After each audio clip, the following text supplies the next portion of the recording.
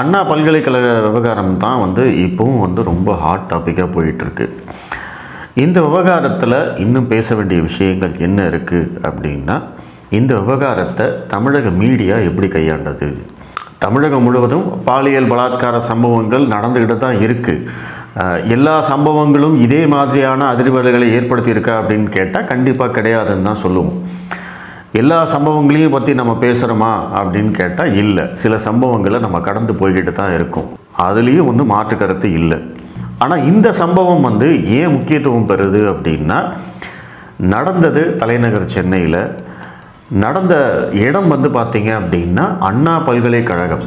தமிழகத்துடைய மிக முக்கியமான ஒரு பல்கலைக்கழகம், பாரம்பரியம் மிக்க வரலாற்று சிறப்பு மிக்க ஒரு பல்கலைக்கழக வளாகத்துக்குள்ள ஒரு வெளியால் அத்துமீறி நுழைந்து அங்கே இருக்கக்கூடிய மாணவியை துன்புறுத்தியிருக்காரு அப்படிங்கிறது தான் இந்த சம்பவத்தில் இருக்கக்கூடிய ஒரு மிகப்பெரிய அதிர்ச்சியான விஷயம். அதனால தான் இந்த சம்பவம் மிகப்பெரிய அளவில் பேசப்பட்டது. இதற்கு திமுக தரப்பு என்ன சொல்கிறாங்க? சார், நாங்கள் தான் பாருங்கள், அவங்க கம்ப்ளைண்ட் கொடுத்தாங்க, நாங்கள் 1 மணி நேரத்தில் கைது பண்ணிட்டோம் அப்படின்னு சொல்கிறாங்க. நீங்கள் 1 மணி நேரத்தில் கைது பண்ணிட்டீங்க, ஓகே. கைது பண்ணிட்டா முடிஞ்சு போச்சா? உங்கள் கடமையை நீங்கள் சரியாக செஞ்சிட்டீங்கன்னு அர்த்தமா? எல்லா அரசுகளும் எல்லா குற்றங்கள் நடக்கும் போதெல்லாம் அவங்க கைது பண்ணிட்டு தான் இருக்காங்க. யாராவது அதற்காக துணை போகிறாங்களா? அப்பெல்லாம் நீங்கள் எப்படி அரசியல் பண்ணீங்க? இப்போ மட்டும் அரசியல் பண்ணக்கூடாதுன்னு ஏன் பாடம் எடுக்கிறீங்க? திமுகவுடைய இந்த விளக்கம் பார்த்தீங்க அப்படின்னா, அவங்க இந்த ஒரு விஷயத்துக்கு மட்டும் கொடுக்கல. எந்த ஒரு விஷயம் குற்றச்சம்பவம் நடந்தாலும் சரி, உடனடியாக திமுகவினர் எல்லாரும் சொல்லக்கூடிய ஒரே மாதிரி சொல்லக்கூடிய ஒரு டயலாக் என்ன அப்படின்னு கேட்டிங்கன்னா, பாருங்கள், நாங்கள் நடவடிக்கை எடுத்துட்டோம், நாங்கள் உடனடியாக நடவடிக்கை எடுத்துட்டோம். அதுக்கு மேலே என்ன செய்ய சொல்கிறீங்க? நாங்கள் தான் நடவடிக்கை எடுக்கிறோம் இல்லை அப்படின்னு அதையே பேசி பேசி சமாளிக்கிறது தான் திமுகவினர் தொடர்ந்து செஞ்சுட்டே இருக்காங்க. இந்த கள்ளச்சாராய சாவுகளாக இருக்கட்டும், அதற்கு பிறகு இப்போது சமீபத்தில் கோர்ட் வாசலில் ஒருத்தர் வெட்டி கொண்டாங்க. அந்த சமயத்துலேயும் அவங்க என்ன சொன்னாங்க? நாங்கள் உடனடியாக 2 மணி நேரத்துக்குள்ளே அவரை கைது பண்ணிட்டோம் அப்படின்னு சொன்னாங்க. இந்த விஷயத்துலையும் காவல்துறை ஆணையர் அருண் அவர்கள் பேட்டி கொடுக்குற போது என்ன சொல்கிறாரு அப்படின்னா, அந்த பெண் புகார் கொடுத்த 1 மணி நேரத்துக்குள்ளே நாங்கள் அவரை கைது பண்ணிட்டோம் அப்படின்னு சொல்கிறாங்க. ஸோ இந்த பேட்டர்னை நீங்கள் பார்த்தீங்க அப்படின்னா, இந்த திமுக அரசு என்ன பண்ணுறாங்க அப்படின்னா, தங்களை எப்படி டிஃபெண்ட் பண்ணிக்கணும் அப்படிங்கிறத பற்றி மட்டும்தான் சிந்திக்கிறாங்க அப்படிங்கிறதுக்கு இந்த ஒரு பேட்டர்ன் உதாரணம். எல்லா விஷயத்துக்கும் இவங்க இதைத்தான் திரும்ப திரும்ப சொல்லிகிட்டே இருக்காங்க. அதாவது இவங்க உடனடியாக நடவடிக்கை எடுத்த மாதிரியும், இதற்கு முன்னாடி இருந்த அரசுகளோ இல்லை மற்ற மாநில அரசுகளோ நடவடிக்கையே எடுக்காத மாதிரியும் இவங்க ஒரு சித்தரிப்பு உண்டாக்கி மக்களை ஏமாத்துற வேலையை தொடர்ந்து செஞ்சுட்டே இருக்காங்க. ஆனால் இந்த விஷயத்தை எல்லாம் மீடியா கேள்வி கேட்கறதே இல்லையே, ஏன் அப்படிங்கிறது தான் இங்கே முக்கியமான கேள்வி. இந்த விஷயத்தை தமிழக மீடியா எப்படி ஹேண்டில் பண்ணாங்க? 2 நாளைக்கு முன்னாடியே இந்த சம்பவம் நடந்துருச்சுன்னு வெளியில் வந்துருச்சு. ஆனால் அன்னைக்கு, அதாவது முந்தானேத்து டிவியில் நடந்த விவாதங்கள் எடுத்து பார்த்தீங்கன்னா, அத்தனையும் அதிமுக உட்கட்சி பிரச்சனையை பற்றி தான் விவாதமே நடந்தது. அதற்கான ஆதாரங்களும் அன்றைக்கே நெட்டிசன்கள் போட்டு புலந்துட்டு இருந்தாங்க. இரட்டை இலை சின்னம் என்ன ஆகும்? அதிமுகவும் தினகரனும் இணைவார்களா? ஓபிஎஸ் வழக்கு என்ன ஆகும்? இதைத்தான் இந்த மீடியா தொடர்ச்சியாக பண்ணிகிட்டே இருக்காங்க. அதனால தான் மக்களே சலிச்சு போயிட்டாங்க, ரொம்ப கோவப்படுறாங்க. இந்த மீடியாவுக்கும் முதலாளி யார்? அரசியல்வாதிகள் எங்களுடைய முதலாளி மக்கள் தான் அப்படின்னு சொல்கிறாங்க. ஏன்னா மக்கள் தான் ஓட்டு போட்டு தேர்ந்தெடுக்கிறாங்க, மக்களால் தான் அவங்களுக்கு அதிகாரமும் ஆட்சியும் கிடைக்கிது. இந்த மீடியாவுக்கு யார் முதலாளிகள்? மீடியாவுக்கும் முதலாளிகள் மக்கள் தான். என்னுடைய சொந்த காசை போட்டு டிவி வாங்கி, நான் சொந்த காசை போட்டு கேபிளுக்கு பணம் கட்டி, நான் எலக்ட்ரிசிட்டி பில்லு கட்டி, என்னுடைய நேரத்தை செலவு பண்ணி நான் உட்கார்ந்து டிவியில் நீங்கள் நடத்துகிற விவாதத்தை பார்க்குறேன் அப்படின்னா, நீங்கள் என்ன பண்ணுறீங்க? நீங்கள் வேறு யாரோ ஒரு முதலாளிகிட்ட காசை வாங்கிட்டு அவனுக்கு ஆதரவாக நீங்கள் பேசுகிறீங்க அப்படின்னா, அப்போ கோவம் வருமா வராதா? அப்போ நீங்கள் மக்களை என்ன அளவுக்கு முட்டாளாக நினைக்கிறீங்க? மக்களை முட்டாளாக்கிறதுக்காக நீங்கள் எவ்வளோ வேலை செய்கிறீங்க? ஆனால் இப்படியெல்லாம் நம்ம செய்கிறோமே அப்படிங்கிற குற்ற உணர்ச்சியோ கூச்சமோ எதுவுமே தமிழக மீடியாவுக்கு இல்லை அப்படிங்கிறது தான் உண்மை. இந்த விஷயத்தை எப்படி மூடி மறைக்கலாம்? திமுகவை எப்படி இதிலேருந்து காப்பாற்றலாம்? வேறு ஏதாவது ஒரு டைவர்ஷன் பண்ணி இந்த விஷயத்துலேருந்து மக்களை எப்படி மடை மாற்றலாம்? இதை பற்றி மட்டும்தான் இன்றைக்கி இருக்கிற மீடியா யோசிக்கிறாங்களே தவிர வேறு எதுவுமே பண்ணுறதில்ல.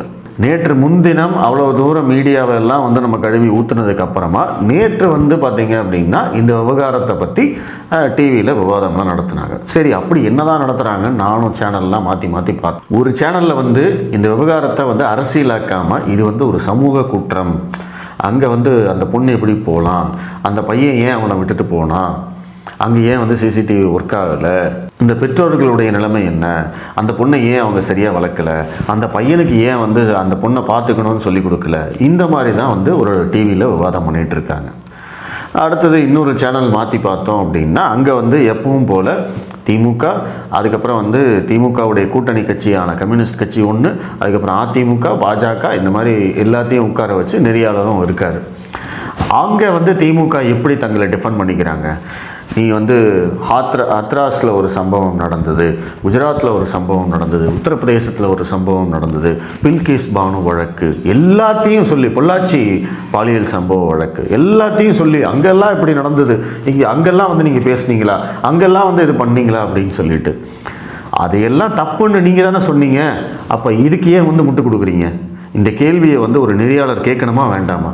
ஆனால் இந்த கேள்வியை கேட்காம இந்த ஆர்கியூமெண்ட்ஸை வந்து அனுமதிக்கிறாரு. அந்த நெறியாளர் வந்து இந்த ஆர்கியூமெண்ட்ஸை எல்லாம் அனுமதித்து அதுக்கப்புறம் இந்த பக்கம் அதிமுக தரப்பில், பாஜக தரப்பில், எதிர்த்தரப்பில் எதிர்கேள்வி வைக்கிறது. இன்னும் எத்தனை நாளைக்கு தான் இந்த மாதிரியான விவாதங்களை நம்ம பண்ணிட்டு இருப்போம்னு தான் எனக்கு தெரியல. பாஜகக்காரன் கேள்வி கேட்டானா நீ வந்து உத்தரப்பிரதேசத்தை பாரு, குஜராத்தில் பாரு, அங்கே இருக்கிறதுக்கெல்லாம் நீ பதில் சொல்லு, அதுக்கப்புறம் வந்து இங்கே கேள்வி கேளு. அதிமுகக்காரன் கேள்வி கேட்குறான் அப்படின்னா உன்னோட ஆட்சியில் இதெல்லாம் நடந்தது, உன் ஆட்சியில் அதெல்லாம் நடந்தது, அதுக்கு பதில் சொல்லு, அதுக்கப்புறம் வந்து எங்களை கேள்வி கேளு. நாம் தமிழர் கட்சியை கேள்வி கேட்கறதுக்கே விடுறதில்ல. நீங்கள் உங்கள் கூட இருக்கிற கூட்டணி கட்சிகள் எவனும் உங்களை கேள்வி கேட்கவே போகிறதில்ல. மக்கள் கேட்குற கேள்விக்கும் நீங்கள் பதில் சொல்லவே மாட்டீங்க. மீடியாங்கிற பேரில் உங்களுக்கு கொத்தடிமை வேலை பார்க்குறவங்களும் வந்து உங்களை கேள்வி கேட்க மாட்டாங்க. அப்போ யார் தான் வந்து ஆளுங்கட்சியை கேள்வி கேட்குறது? யார் தான் வந்து திமுகவை கேள்வி கேட்கணும்? அதையாவது சொல்லுங்கள். இவங்கெல்லாம் தான் சார் எங்களை கேள்வி கேட்கணும், இவங்கெல்லாம் கேள்வி கேட்டால் நாங்கள் பதில் சொல்லுவோம் அப்படிங்கிற அந்த லிஸ்ட்டையாவது சொல்லுங்கள். எவன் கேள்வி கேட்டாலும் பதில் சொல்ல மாட்டீங்க அப்படின்னா அப்போ நீங்களாம் என்ன கேள்விகளுக்கு அப்பாற்பட்டவர்களா? உங்ககிட்ட ஆட்சி அதிகாரம் கொடுத்துட்டா நாங்கள்லாம் வந்து பொத்திக்கிட்டு இருக்கணுமா? எவ்வளோ கோபம் வருது நம்மளுக்கு. ஆனால் இந்த வேலையை தான் வந்து மீடியா பண்ணிட்டு இருக்காங்க. திமுகவை வந்து கேள்விகளுக்கு அப்பாற்பட்டவர்களாக நிலைநிறுத்தி அவங்க சைடில் எந்த கேள்வியுமே போகாமல், ஆனால் அவங்க எடுத்து வைக்கிற வாதங்களை வந்து மக்கள்கிட்ட கொண்டு போய் கொடுத்து திமுக தவறே செய்யலை அப்படிங்கிறத வந்து மக்கள் மத்தியில் ஒரு ஏமாற்று வேலையை செய்கிறத மட்டும்தான் வந்து மீடியா, தமிழக மீடியா செஞ்சுட்டே இருக்காங்க. இதற்கு கோவப்படாமல் என்ன பண்ணுறது? இதற்கு அடுத்தது வந்து திமுகவுடைய கூட்டணி கட்சிகள். திமுகவில் தான் நிறைய கூட்டணி கட்சிகள் இருக்காங்க இல்லைங்களா? எல்லாமே வந்து திமுகவோட பிரான்ச்சாக மாறிட்டாங்க. இங்கே காங்கிரஸ் கட்சி இருக்குது, ஆனால் அவங்க வந்து திமுகவுடைய பி டீம். விசிக கட்சி இருக்குது, அவங்க வந்து திமுகவுடைய சி டீம் ஆயிட்டாங்க. கம்யூனிஸ்ட் 2 கட்சிகள் இருக்குது. அந்த 2 கட்சிகள்னு வெளியில் இருந்தாலுமே அந்த 2 கட்சிகளுடைய குரலும் ஒன்று தான். அது வந்து என்னென்னா திமுகவுடைய டி டீம் அப்படின்னு சொல்லலாம். மதிமுக வந்து பார்த்தீங்க அப்படின்னா இன்னும் ஏன் அவங்க தனியாக கட்சி வச்சுருக்காங்க அப்படிங்கிறது நம்மளுக்கு தெரியல. ஏதோ கணக்கு வழக்கு பிரச்சனையாக கூட இருக்கலாம். அதுக்கப்புறம் இருக்கக்கூடிய உதிரி கட்சிகள், சிறுபான்மையினர், அதாவது மதச்சார்பற்ற கட்சிகளை எடுத்துக்கிட்டிங்க அப்படின்னா அவங்க பற்றி நீங்கள் சொல்லவே வேண்டாம். அவங்க எப்பவுமே வந்து திமுகவுடைய குரலாக தான் ஒழிப்பாங்க. அவங்களுடைய குரலாகத்தான் திமுக ஒழிக்கும் அப்படிங்கிறது நம்மளுக்கு எல்லாருக்குமே தெரியும். இந்த கூட்டணி கட்சிகள் அத்தனை பேருமே சொல்லி வச்ச மாதிரி இந்த அண்ணா பல்கலைக்கழக விவகாரத்தை அப்படியே கடந்து போகிறாங்க. திருமாவளவன்கிட்ட போய் கேட்குற போது அவர் எந்த கட்சியை சேர்ந்தவர் அப்படின்னு நம்ம விவாதம் பண்ணுறதெல்லாம் வந்து இப்போ தேவையா அப்படிங்கிற மாதிரி சொல்கிறாரு. அண்ணாமலை வந்து இந்த மாதிரி பேசியிருக்காரு அப்படின்னு சொல்கிற போது அவர் லண்டன் போயிட்டு வந்ததுக்கப்புறம் அவருக்கு என்ன ஆச்சுன்னு தெரியலைங்க அப்படின்னு சொல்கிறாரு. இதை வந்து எதிர்கட்சிகள் வந்து அரசியல் பண்ணுறாங்க, திமுகவும் அரசியல் பண்ணாங்க, அவங்களும் பண்ணுறாங்க அப்படின்னு சொல்லி பட்டம் படாமலும் கடந்து போயிட்டாங்க. எப்போ நான் என்ன கேட்குறேன், இந்த மாதிரி ஒரு விவகாரம் வந்து உத்தரப்பிரதேசத்துலேயோ பீகார்லேயோ குஜராத்லேயோ நடந்ததுன்னா அதை எடுத்து வந்து வச்சு இங்கே விவாதம் பண்ணுறீங்க இல்லையா? அங்கே என்ன உண்மை நடந்தது, ஏது நடந்ததுன்னு எதுவுமே தெரியாது. நீங்கள் சொல்கிறது தான் வந்து தகவல். அந்த தகவலை வச்சு தான் நம்ம இங்கே வந்து விவாதம் பண்ண வேண்டியதாக இருக்குது. அப்படியெல்லாம் விவாதம் பண்ணுற நீங்கள் தமிழகத்தில் இப்படி ஒரு குற்றச்சம்பவம் நடந்திருக்கு, அதை செய்தவர் திமுக என்ற ஆளுங்கட்சியுடைய பிரமுகராக இருக்கார் அப்படிங்கிற போது அதை கண்டிக்கிறதுக்கோ முதல்வர் வந்து இந்த மாதிரியான குற்றங்களை தடுக்க தவறிவிட்டார் அப்படின்னு சொல்கிறதுக்கோ கூட உங்களுக்கு தைரியம் இல்லை அப்படின்னா இப்போ நீங்களாம் எதுக்கு தனியாக கட்சி நடத்தணும்? கட்சியை கலைச்சிட்டு நேராக திமுகவிலே ஜாயின் பண்ணிடலாமே. திமுகவுடைய பட்டியலின அணி தலைவராக நீங்கள் மாறிடுங்க. உங்களுக்கு கீழே இருக்கிறவங்களுக்கும் அதே மாதிரி பதவிகள் வாங்கி கொடுத்துருங்க. காங்கிரஸ் கட்சி ஏற்கனவே வந்து இங்கே திமுகவுடைய கொள்கைகள் தான் பேசிகிட்டு இருக்கு. எதற்காக நீங்கள்லாம் வந்து கூட்டணியிலேருந்து மக்களை ஏமாற்றணும்? திமுகவுக்கு முட்டு கொடுக்கறது மட்டும்தான் ஒரே வேலை. மீடியா ஒரு பக்கம் முட்டு கொடுப்பாங்க, இந்த கூட்டணி கட்சிகள் ஒரு பக்கம் முட்டு கொடுப்பாங்க. இருக்கவே இருக்காங்க இந்த சினிமா பிரபலங்கள், சமூக ஆர்வலர்கள் இவங்கெல்லாம் இருக்காங்க. இவங்கெல்லாம் யாருமே வாயை திறக்கல அப்படின்னு வச்சுக்கோங்களேன். ஒருத்தன் கூட பேச மாட்டான் இதை பற்றி. எல்லாம் அவன் வந்து ட்விட்டருக்கு லீவு, ஃபேஸ்புக்கு லீவு. இதே விவகாரம் பாஜக ஆட்சியில் மட்டும் நடந்திருக்கட்டும், வேறு ஏதாவது மாநிலத்தில் கூட நடந்திருக்கட்டும், என்னம்மா பேசியிருப்பீங்க நீங்கள்லாம்? எல்லா ஆட்சியிலையும் வந்து இந்த மாதிரியான குற்றச்சம்பவங்கள் நடந்தால் நடவடிக்கை எடுக்கத்தான் செய்வாங்க, குற்றவாளியை கைது பண்ணத்தான் செய்வாங்க. ஆனாலும் அந்த குற்றம் எப்படி நடந்தது, எப்படி நடக்க விட்டீங்க அப்படிங்கிற கேள்வி கேட்டு தான் ஆகணும். அதற்கு வந்து ஆளுங்கட்சி பதில் சொல்லித்தான் ஆகணும். இந்த ப்ரெஷரை அனுபவிச்சு தான் ஆகணும். ஆனால் திமுகவுக்கு மட்டும் இந்த ப்ரெஷரே போகாத மாதிரி வந்து ஒரு முட்டு கொடுக்கறதுக்கு ஒரு கும்பல் தொடர்ச்சியாக சுற்றிக்கிட்டே இருக்காங்க. இதுதான் தமிழ்நாட்டோடைய இந்த அவல நிலைக்கு மிக முக்கியமான காரணம். திமுக எதிர்கட்சியாக இருந்தபோது இந்த மாதிரி விவகாரம்லாம் அவங்க எப்படி வந்து அரசியல் பண்ணாங்க, எந்த அளவுக்கு வந்து ஆளுங்கட்சிக்கு ப்ரெஷர் கொடுத்தாங்க.